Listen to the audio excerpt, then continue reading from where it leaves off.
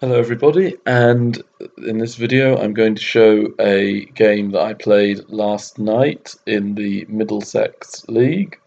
This was the last game of the season and we had to beat the team we were playing to secure promotion to the top division of the Middlesex League.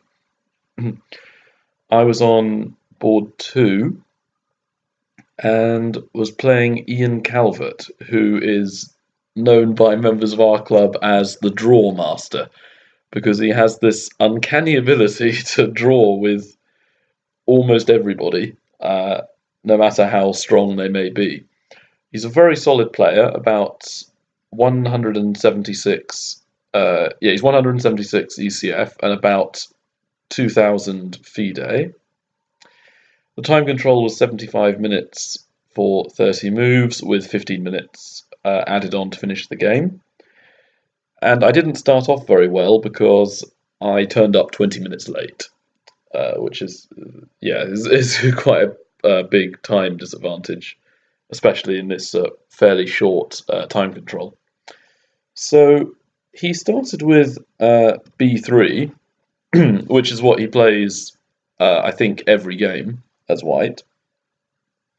And last time I played him, I allowed him to get a very good position. So I changed my usual move and played E5. Then he attacked the pawn with bishop B2, and then I played D6. So my plan is to actually challenge his bishop on B2 by putting my bishop onto G7 and setting up a King's Indian type position. And I know what he does next, which is E3. I've seen him do this in a few games because I've played him before and drawn both times. And each time he started with this setup. So I felt I could either play F5 going into a Dutch, or, as I did in the game, G6. Starting to do the Fianchetto. And also, I'm tempting him now to try and use the pin on my E5 pawn. And as you can see from the video description, this video will be on pins, discovered attacks, and later on how to convert the endgame. So here, the general rule of a pin is that you should attack the piece that's pinned because it can't move, or it's got highly limited movement. So he played d4, trying to open up the game, and I then played bishop g7. And now he decided to release the tension and take my pawn. So he's a pawn up temporarily, and if I win the pawn back immediately, because, as I say, he's the resident draw master of his club, I was pretty certain that he would swap the queens, and then he has a better position, and it will be very hard for me to convert this to a win. I think it might even be so good for white that he may not even offer a draw. He might try and win this game outright. So I don't want to do that. Instead, I decide that his pawn is now pinned on e5, so I'm going to attack his pinned pawn with knight c6. Then he has a couple of options here. Discovered attacks don't really work. What I've been thinking about is that when you're pinned, sometimes what you can do is you can use this feature of the position against them. And what they're not thinking about is that your piece can move, and they think, well, it can't because I'll take the piece that it's pinned to.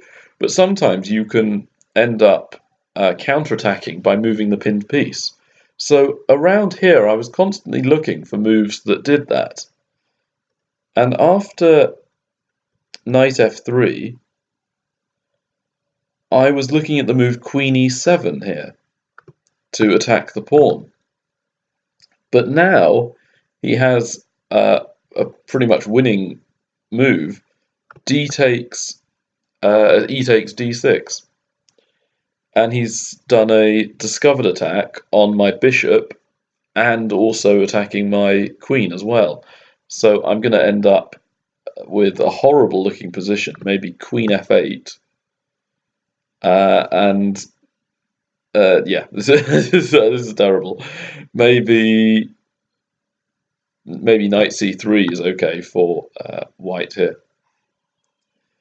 Anyway, it's not very good. I think black here has gone wrong already in this game. So I have to watch out for his discovered attacks. Instead, I pin his knight.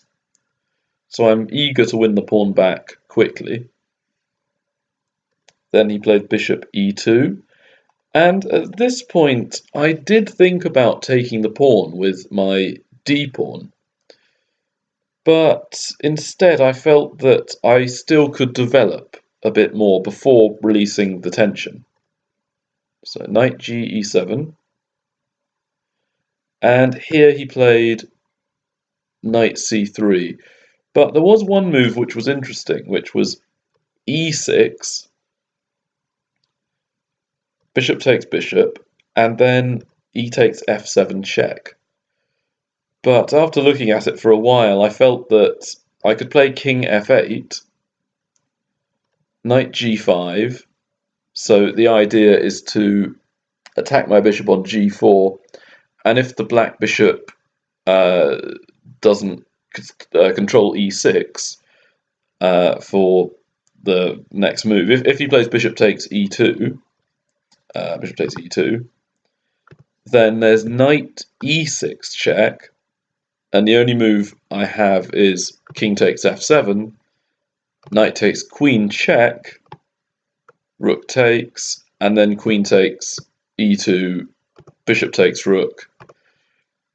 And at the time, I thought that white had a good material advantage, but actually it's 3 pieces for the queen, so I might favour black here, actually. Anyway, that's a very long tactical sequence. Now, again, I was trying to make up time as well because I was so far down on the clock. So I was trying to do natural moves that didn't sort of make everything too complicated. So my move here was h6, if this had happened. And then after the pieces come off, he's lost a rook as well. Then I can grab f7, and I've got an extra rook, so it's a much more clear-cut advantage for black. Anyway, so that's very bad for white, the move e6, but it still has to be looked at. Instead, he played knight c3, and now his pawn's not pinned anymore, so he has the threat of e takes d6.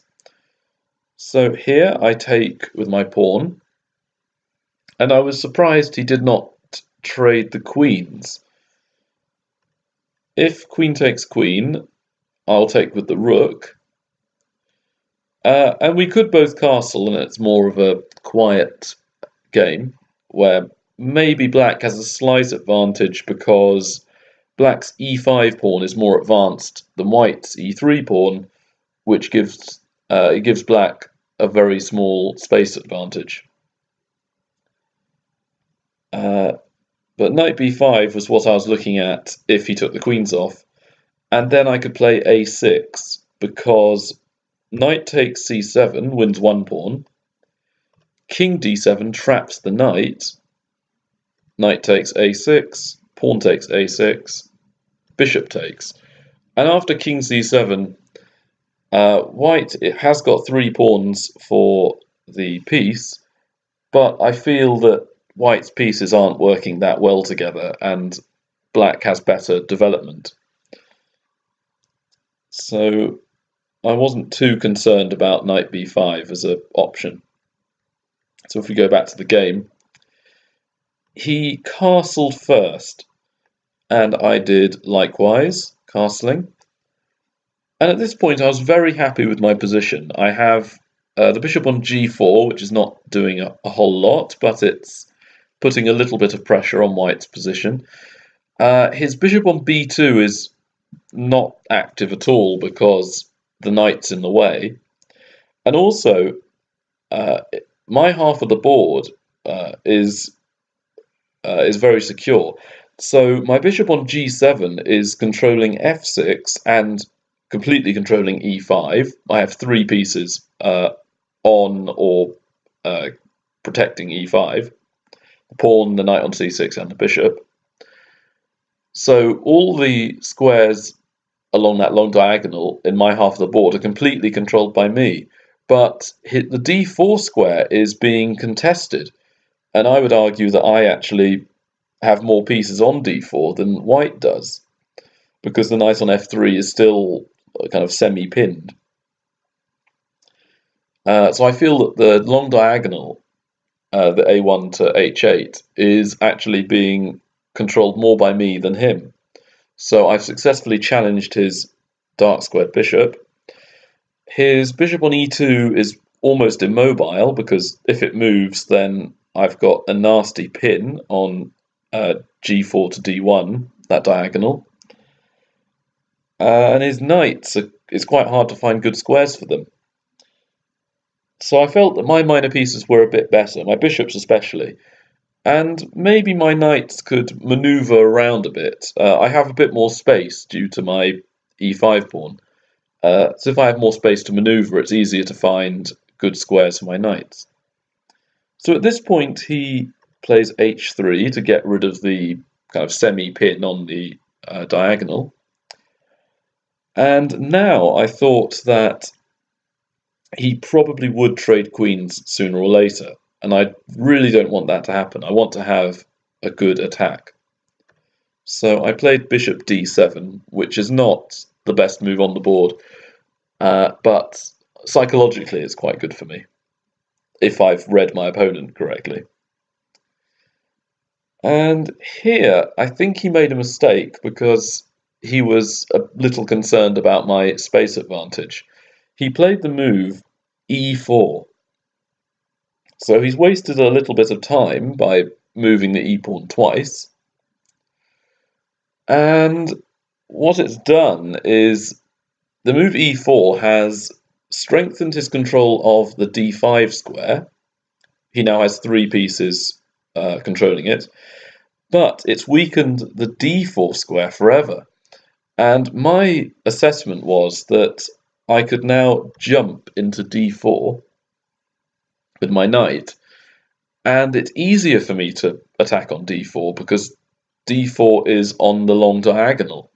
So I've got my bishop and my pawn both protecting d4, whereas d5 is harder for him to really get a good grip of, because I could play the move c6 at any point, really. If he plays c3 to take d4 under his control, then his bishop on b2 is just completely useless, as it won't really have any mobility.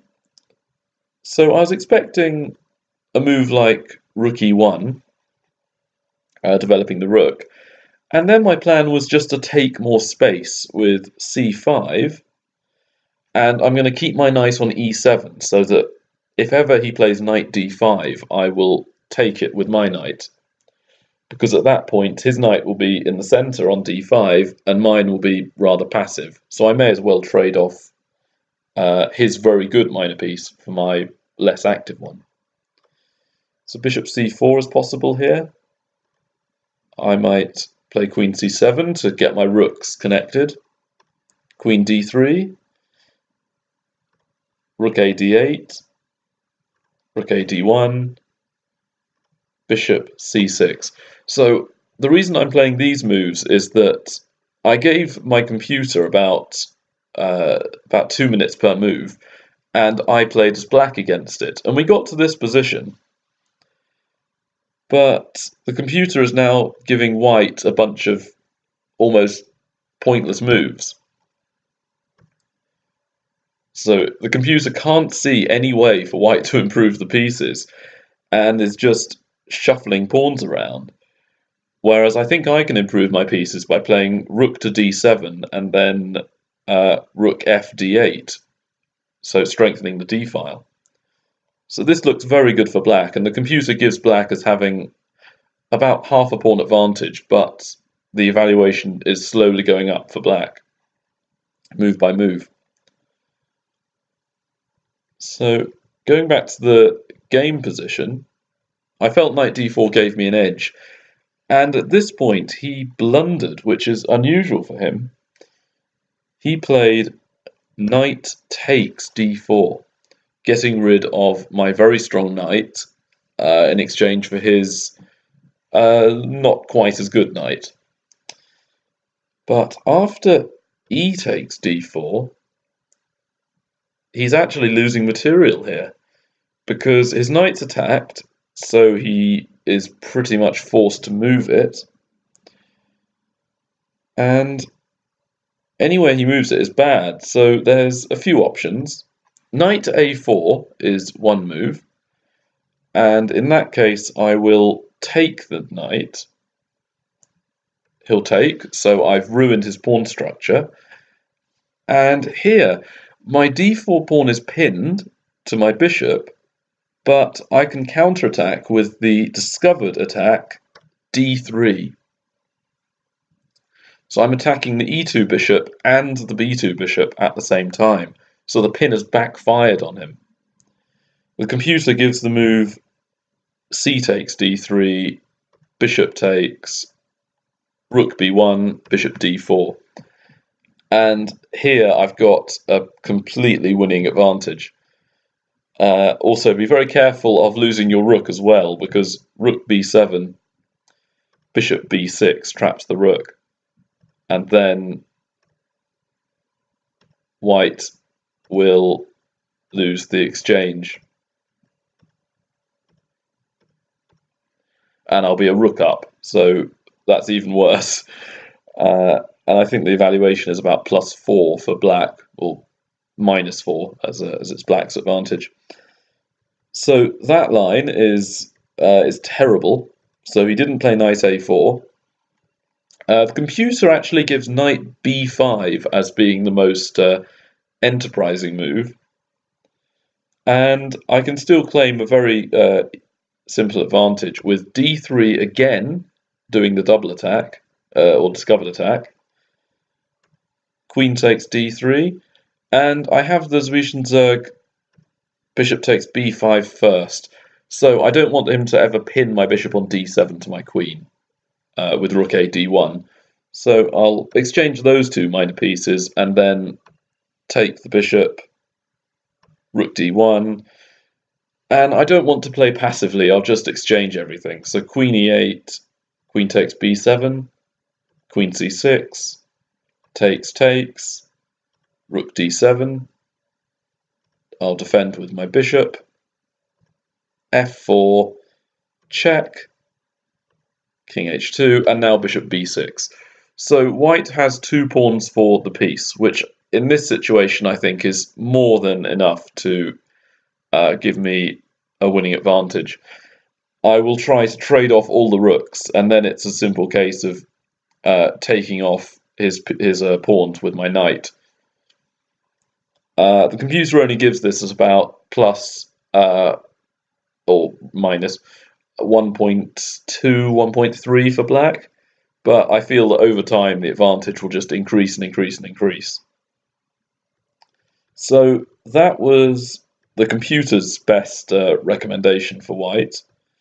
Instead, though, he played knight d5. And I have 2 choices. I can either take the knight or play d3 first. And I feel that I chose the right move. If I play d3, because white has more pieces on the board and that d5 knight's very aggressive, it gives him counter chances that I don't really need to allow. So one move, which is very pretty, is bishop f6. I'll take the bishop. He'll take back. And rook e8 is actually one of the only moves that keeps any advantage for black. Because if I take the bishop, knight takes, and then he has all these perpetual checks that are very annoying. And he's controlling the long diagonal with the queen eventually. So it's just not something I want to allow. But rook e8 keeps a small advantage, rook a d1, and white is slowly building up, and I have to play very, very accurately to maintain an advantage. And here, two bishops for a rook should win, but it's giving unnecessary concessions. I want to be more material up than that. So here I decide to take the knights off first. Again, his knight's very active on d5, and on e7 mine is not active at all. So I take the knights off, now play d3, and he has about 3 possible moves. He can take the pawn with the queen or bishop, and then I will be a bishop up by taking on b2. Or he could, as in the game, take my bishop on g7. So here I take the bishop on e2, and I've got a fork going on. And here, if he takes the pawn with the queen, I'll take the bishop and be a piece up. So he decides to try some tricky stuff over on the king side. And again, looking at Zwischenzergs and forcing moves like captures and checks is important, because if I played a move like rook e8, things might not be looking so good for me. So I take the rook first with check, rook takes, so I'm now a rook up. And all I have to do is transition to a winning endgame. So that's where the other part of the title for this video comes in. We've done the pins and discovered attacks, now time for the converting an endgame advantage. If I try to be greedy and keep my rook, bishop f6, and again, I can sacrifice the exchange here with rook e4.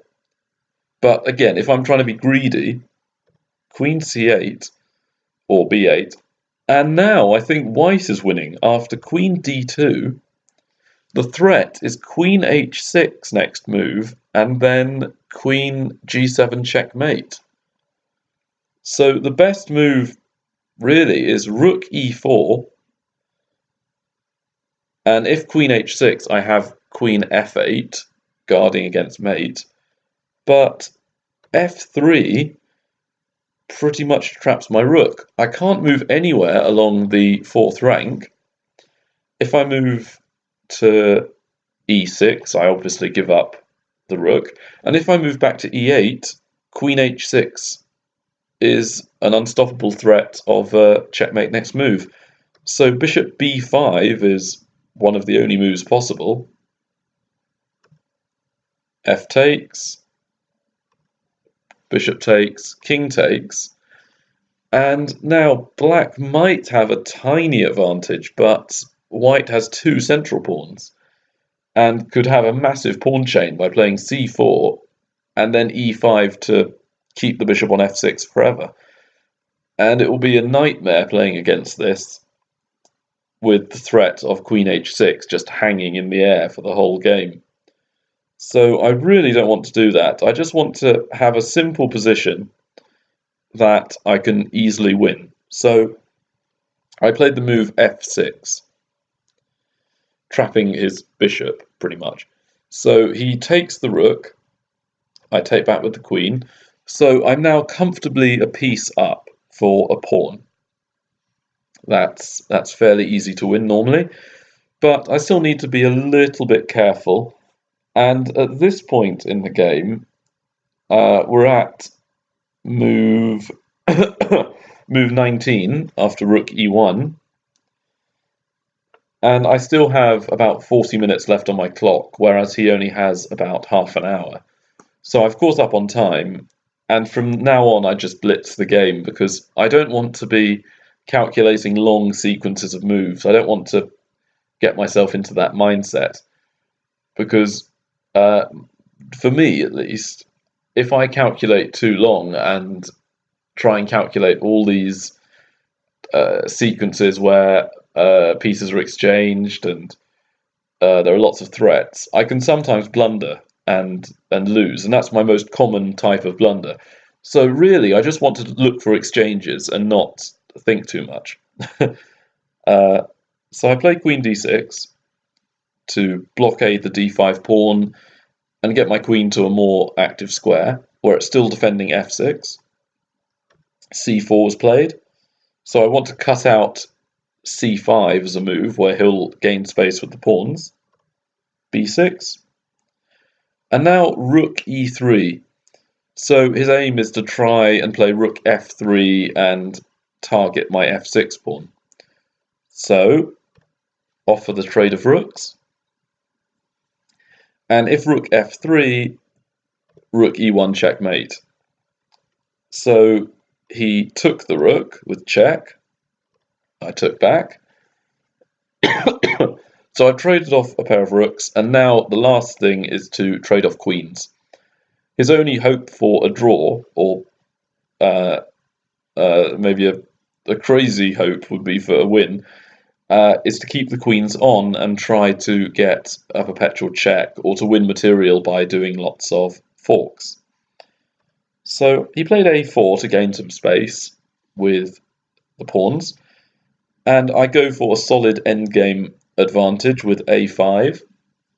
So now all my pawns on the queen side are on squares that are not controlled by my bishop, which is very good because my pawns will control the dark squares and the bishop will control the light squares. Also, it fixes his pawns onto light squares, so my bishop can then attack them easily. King f1, and I improve my king with king f7. Now, if king e2 or king e1, I have queen e5 check, which will swap the queens off. So f4 was played. Bishop d7, so I'm just improving my bishop. King e2. And now I target a weak pawn with queen b4. Queen d1 was played, very, very passive. Queen e7 check, so I'm trying to probe a little on the queen side and in the center. So my aim is to try and force a trade of queens by pinning his queen or making him defend against a threat that allows me to do a swap. So I just want to make him clarify where the king is going to be. It moves to f2. So now queen e4, attacking f4. Queen d2. And I see a way of swapping. So I play bishop f5. And the threat, if you could call it that, is queen c2, which will pin his queen to the king. And at this point he played g4.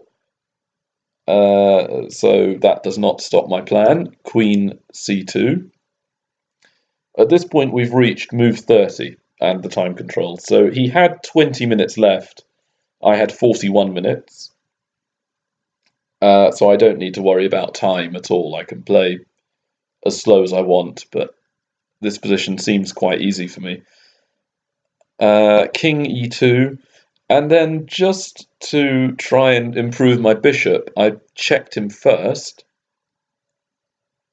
And he can't take the bishop because the queen is pinned. So king e3. Queen takes d2 check. King takes queen. And now my bishop attacks his pawn. h4. And the last thing I need to do is either exchange my bishop off for more than one pawn, so I'll be able to win the king and pawn endgame, or I could try and infiltrate with my king and take all his pawns.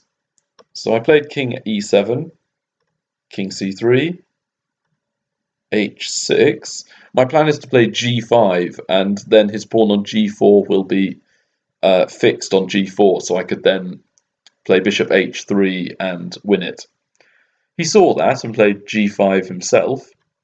So just to show, king d4, g5, takes, takes, takes, takes, and then bishop h3 next move, attacking his pawn. So he played g5 himself, and I took twice. So I don't want to have lots of activity on all over the board. I just feel that if everything is completely immobile and static, I can use my bishop to run around and capture his pawns. So king d6, king d4, and the last move of the game, bishop g2, which will force his king back. So at this point, I could play king e5 and run after the g5 pawn, but I like going for very simple wins. So what I would have done to convert is give up my material, or most of my material advantage to reach a very easily winning endgame. Bishop takes pawn, pawn takes, king takes. So being a pawn up is sometimes easier than being a piece up in these situations. So king d3, c6, king e3, and all I need to do is trade pawns. Then create a passed pawn. And while he's dealing with the passed pawn, I can go over and win his final pawn. And now it's just a question of seeing the win home, getting the pawn to the end. So what I'll do is improve my king and stop his king from reaching g1 square. If his king can't get to g1, then he can't stop the pawn promoting. So king e3, king d1, king f2. Now his king can't get g1 at all, so I can push the pawn up the board and finally do the checkmate. So that's how the game could have finished. Anyway, I hope you enjoyed this video. I certainly enjoyed this game. This means that since the Middlesex League started this year, I've only lost one game in the Middlesex League, and I think I've won about 6, maybe. I'll have to check. But I'm having quite a good season at the moment, and this player in Calvert is very, very solid normally. I think it was just a bad night for him where he blundered that piece. But he doesn't lose many. He's very, very, very inclined to get a draw. So this result was fantastic. And we won the match as well. So our team will be in Division 1 next year, which means that I will play much tougher opponents and will probably lose a fair few. But I'll show them all on this channel because I feel I can learn maybe more from my losses than from wins or draws. Anyway, comment, like, subscribe, and I'll see you in the next video. Bye.